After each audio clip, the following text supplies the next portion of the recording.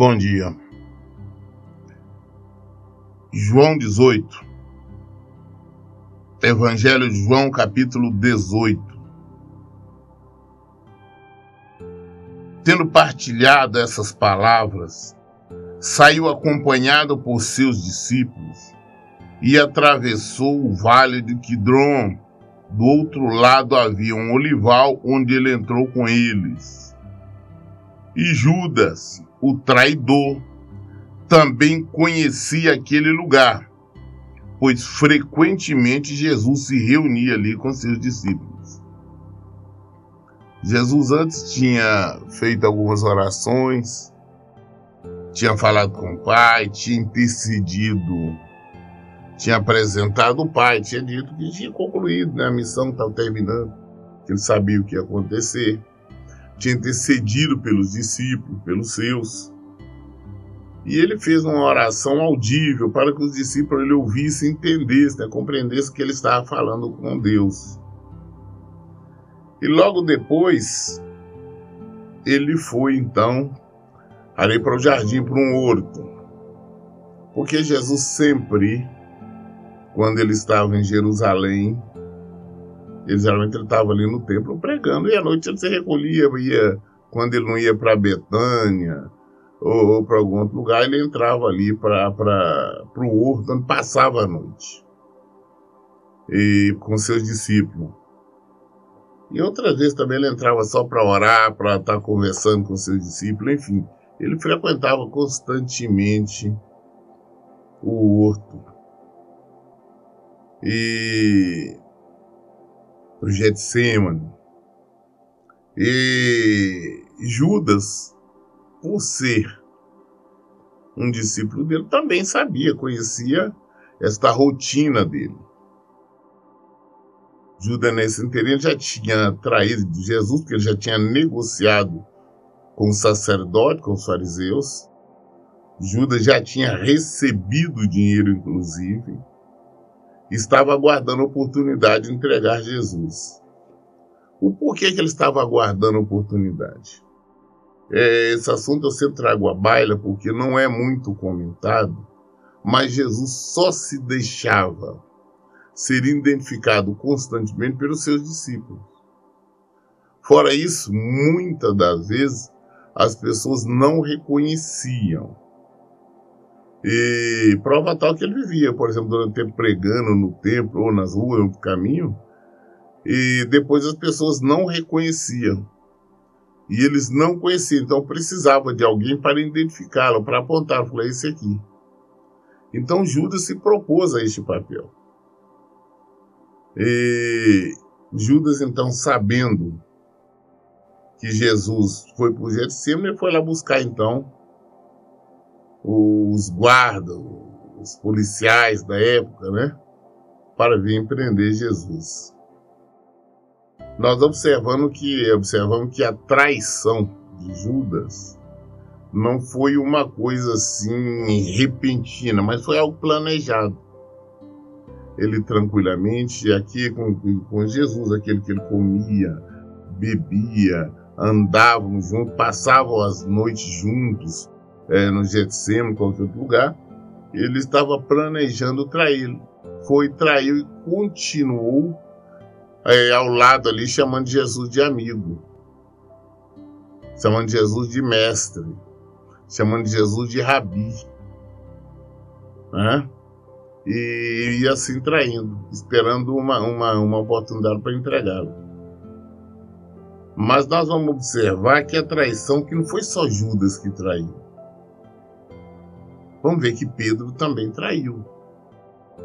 Nós vamos ver que Marcos também traiu. Marcos, inclusive, nós sabemos que no relato, quando eles prenderam Jesus, Marcos saiu correndo. Estava pelado, que ele estava dormindo, estava envolto em um lençol. Inclusive o lençol caiu e ele saiu correndo. Então abandonaram Jesus. Se você abandona alguém, você está traindo. E Pedro também, nós vamos ver também mais à frente, ele negou Jesus durante 3 vezes consecutivas. Muito bem. Então, tendo Judas guiado um destacamento de soldados romanos e alguns guardas enviados pelo chefe dos sacerdotes e fariseus, chegou a este lugar com lanterna, tochas e armas. Então, quando nós falamos aqui em um destacamento de soldado romano, era aproximadamente 760 soldados romanos. Então, veja que eles foram preparados para prender um bandido. Era 760 de infantaria e mais 260 da cavalaria. Então era 1020 soldados que eles levaram para prender Jesus, como se Jesus fosse um bandido, um fascínio, um delinquente brabo, um homicida.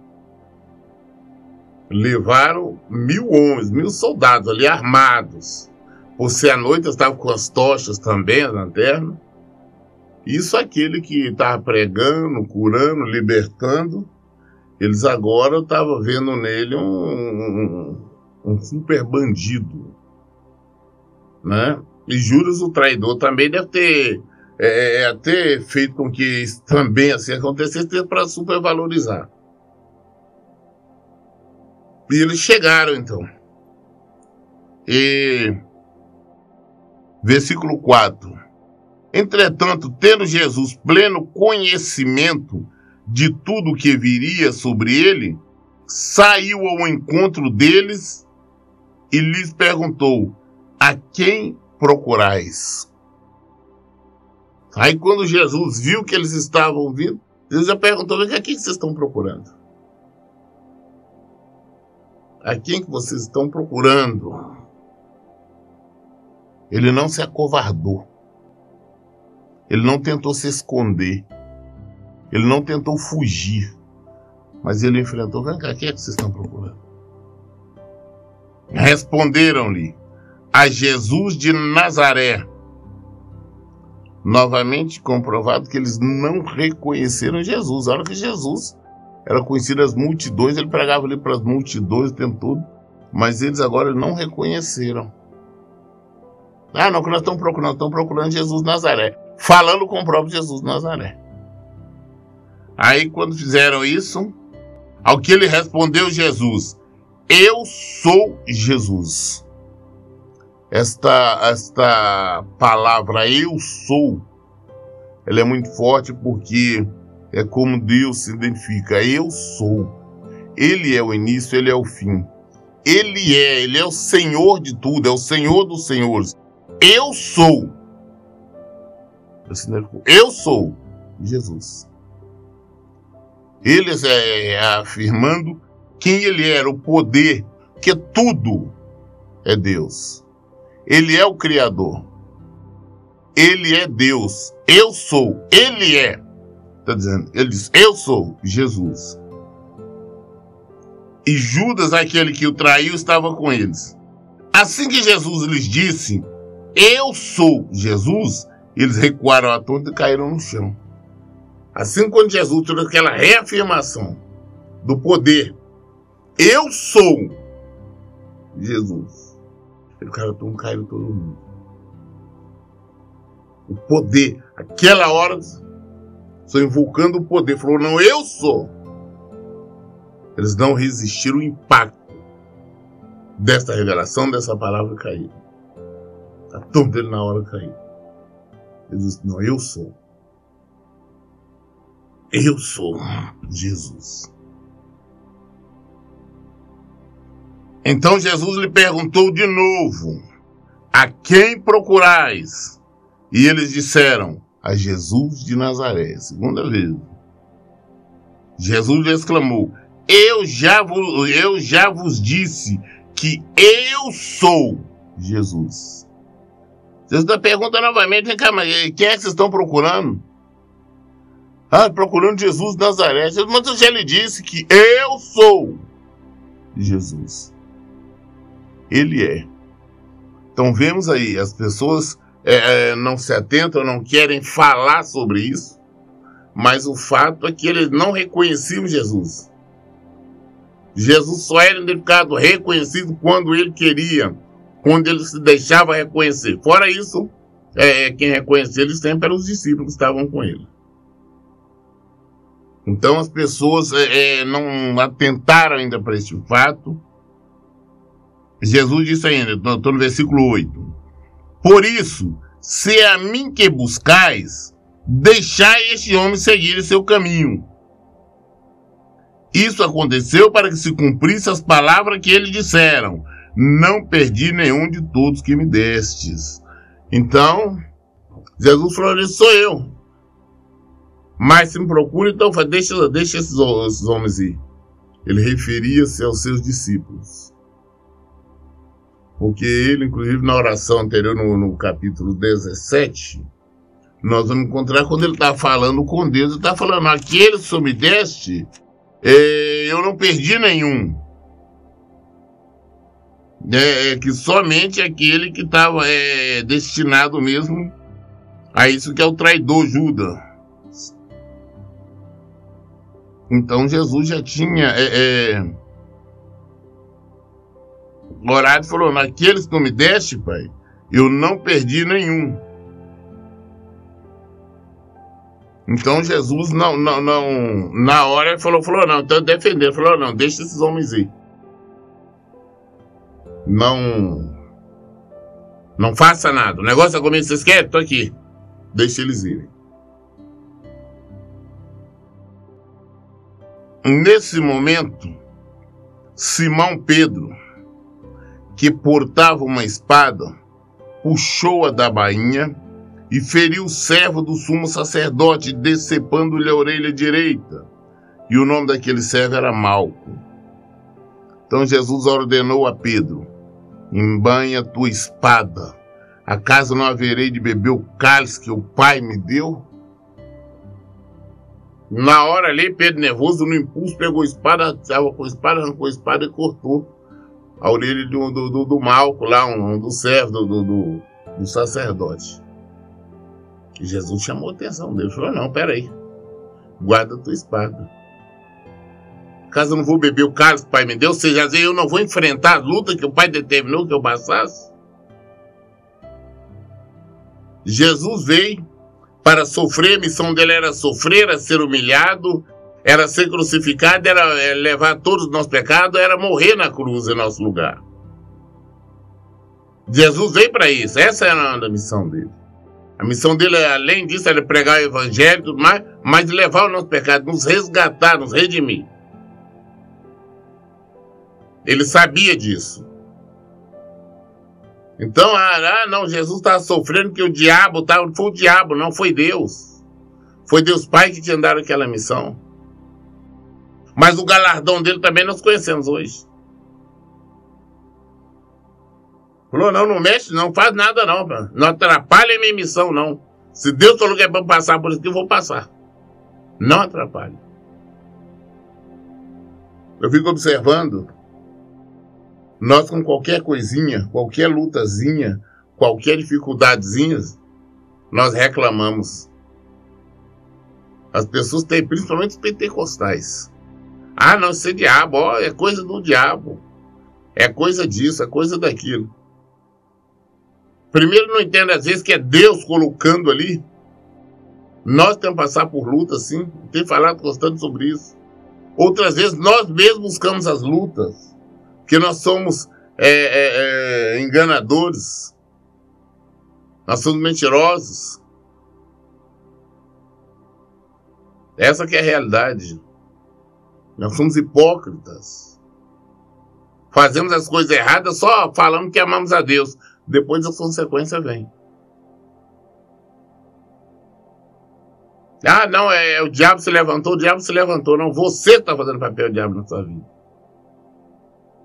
Então eu estava conversando com uma pessoa que muitos anos atrás a esposa me procurou, nós estávamos separados, trabalhei com eles, restauraram o casamento, se converteram supostamente, estavam frequentando uma igreja que eu não concordava, Aí passaram por uma outra pior também, o negócio dele, dessas pentecostais, muita coisa.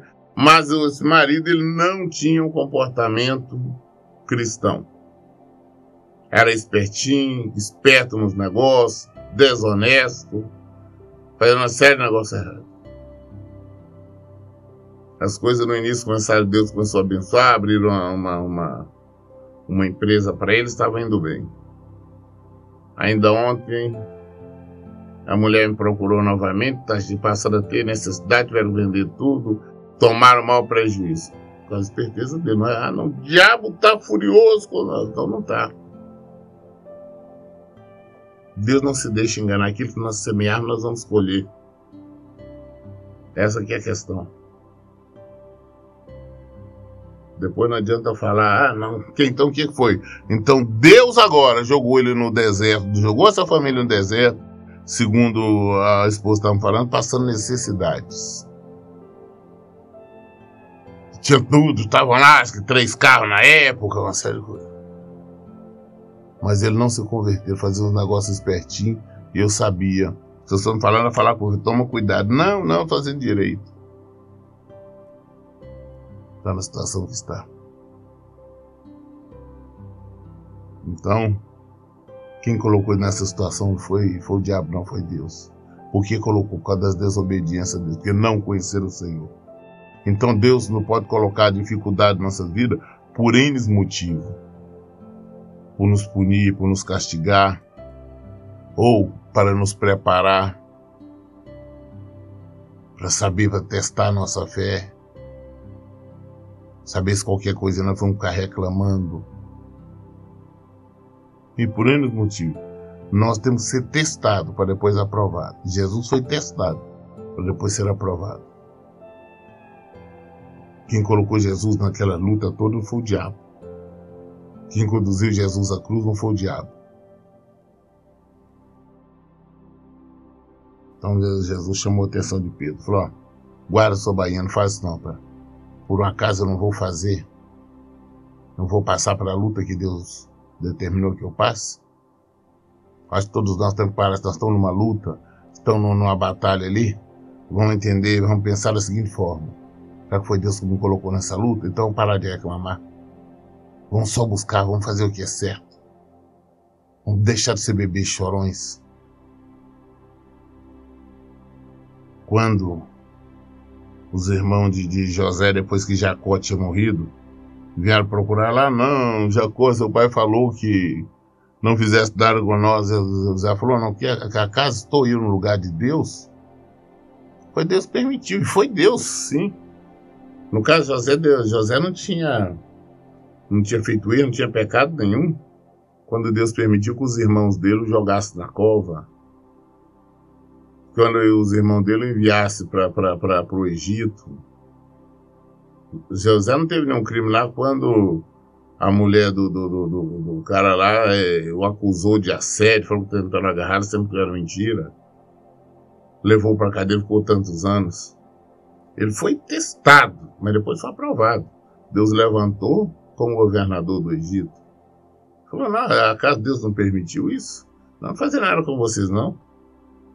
Então tem alguma coisa acontecendo na nossa vida, antes de nós reclamar, vamos saber que da seguinte forma, tudo existe a permissão ou vontade do Senhor. Então parar de reclamar e vamos aprender a glorificar Ele. Versículo 12. Assim o destacamento de soldados, ou seja, mais de 1000 soldados, com seu comandante e os guardas dos judeus, ou seja, tinha uma quantidade enorme, porque ainda tinha mais os guardas dos judeus. Ainda mais tinha todo esse povo. Então foram realmente muita gente, muitos soldados preparados para prender Jesus. Assim o destacamento de soldados com seu comandante e os guardas do fariseu prenderam Jesus e o amarraram. E o conduziram primeiramente a Anás, pois era sogro de Caifás, um sacerdote daquele ano. Então já fizeram tudo errado por levar. Jesus foi submetido a um julgamento injusto e desonesto e ilegal. Primeiro eles levaram Jesus a Anás, mas não deveria, porque Anás era simplesmente sogro daquele que era o sumo sacerdote aquele ano, ou seja, não era competência dele. Mas por ele ser aquele politicamente conhecido, tinha sido, levaram para a casa dele, mas deveria ter levado direto para a casa de Caifás, onde estava Caifás.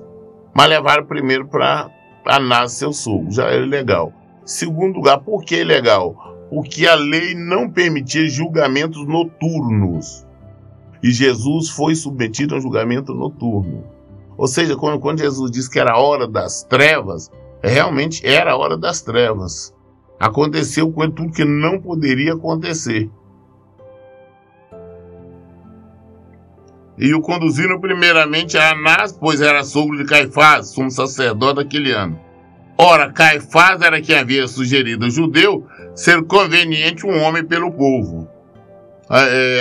Um tempo atrás, Caifás tinha sido usado, sem ele mesmo saber, falando que era necessário que um homem morreria pelo povo. Mas ele não sabia nem o que ele estava falando. E realmente é necessário que Jesus venha morrer por todos nós, por todo o povo. Simão Pedro e o outro discípulo estavam seguindo Jesus. Por ser conhecido do sumo sacerdote, este discípulo entrou com Jesus no pátio da casa do sumo sacerdote. Esse outro discípulo que nós estamos falando de João. O autor é o Espírito Santo, é Jesus. Mas aquele foi usado para escrever o Evangelho de João. Este João, de cujo esse Evangelho leva o nome. Ele estava junto com Pedro. Só que ele era conhecido do sumo sacerdote. Então ele teve acesso ali ao recinto. E ele entrou lá no pátio da casa do sumo sacerdote. Entretanto, Pedro teve que ficar esperando do lado de fora da porta. O outro discípulo, que era conhecido do sumo sacerdote, voltou, falou com a criada encarregada da porta e levou Pedro para dentro. Então João, que era conhecido, entrou na casa, estava lá no pátio. Mas Pedro não, então ficou por lá de fora. Então o que aconteceu? João foi, voltou, falou com a criada, né? Não, tu está comigo, alguma coisa nesse sentido. E pediu para que deixasse Pedro entrar. E ela então deixou Simão Pedro entrar também. Então, a jovem criada, encarregada da porta, perguntou a Pedro: não és tu também um dos discípulos deste homem? Pedro respondeu: eu não sou. Então foi lá, João pegou e pediu para deixar ele entrar. Quando ele estava passando ali, a jovem criada falou: vem cá, você também não é um discípulo desse homem, não é um discípulo de Jesus aí? Ele disse: eu não sou. Para uma criada, para uma simples criada. Ele não estava sendo submetido a nenhum interrogatório. Foi uma pergunta, como um simples de uma criada. Pedro negou. Pedro traiu Jesus. Eu não sou.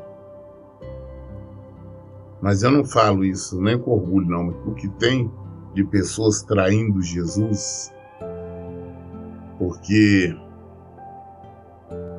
quando nós estamos sentados à roda dos escarnecedores, nós estamos no mundo, no meio das pessoas que fazem as coisas erradas, no nosso comportamento é igual ao do mundo, não faz a diferença. Às vezes as pessoas procuram se esconder, omitir que são cristãos, que são evangélicos, que frequentam a igreja evangélica, para não ser criticado, para não fazerem chacota. Que o mundo faz. Não, fulano é crente, fulano é evangélico, ele não faz isso, ele não bebe, ele não dança. Ele não vai aceitar, ele não vai concordar. Então as pessoas, para fugir disso, negam. Falam: não sou, não. Isso é negar Jesus. Nós temos muito ídolo nos templos por aí. Tem muita gente negando Jesus. Ele negou: eu não sou. Versículo 18. Fazia frio, e os servos e os guardas estavam ali tendo acendido uma fogueira. Esquentava-se, e Pedro estava em pé entre eles, aquecendo também. Pedro está sentado agora à roda dos carnecedores. Os servos, os guardas, aqueles guardas que prenderam Jesus, todos eles estão ali, fizeram a fogueira, estão esquentando fogo. Pedro agora está no meio deles. Pedro está no meio do povo do mundo. Ele já negou Jesus, está no meio do mundo, está de longe só vendo. Um simples ouvinte, alguém da multidão, só vendo. Versículo 19. Então o sumo sacerdote interrogou Jesus sobre os seus discípulos e sua doutrina.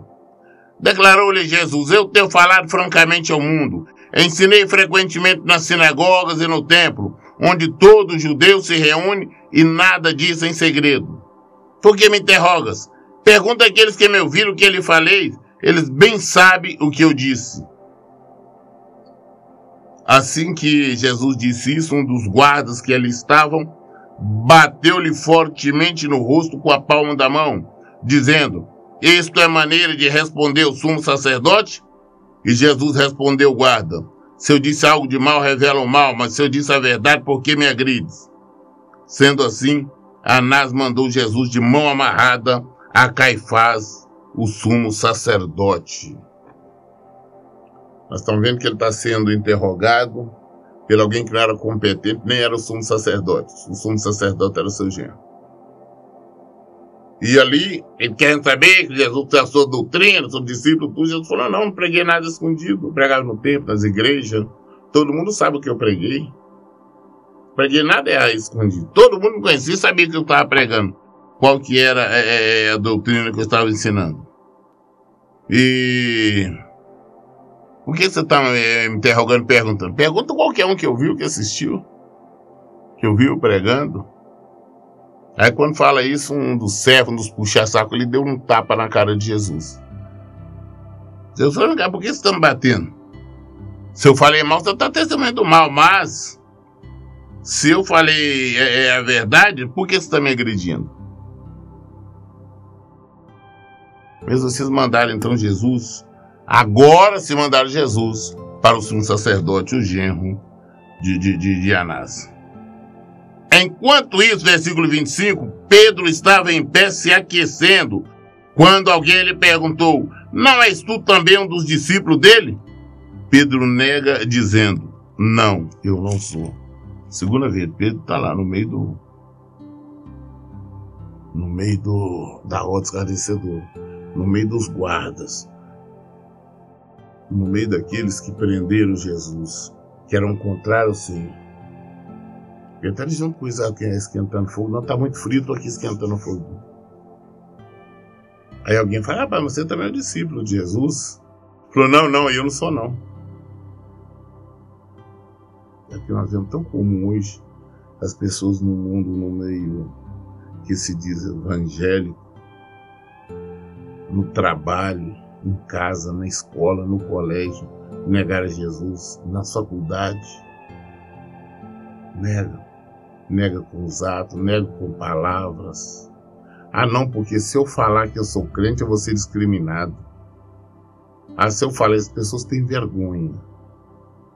Têm vergonha de assumir que são cristãos, são discípulos de Jesus. Negam a Cristo.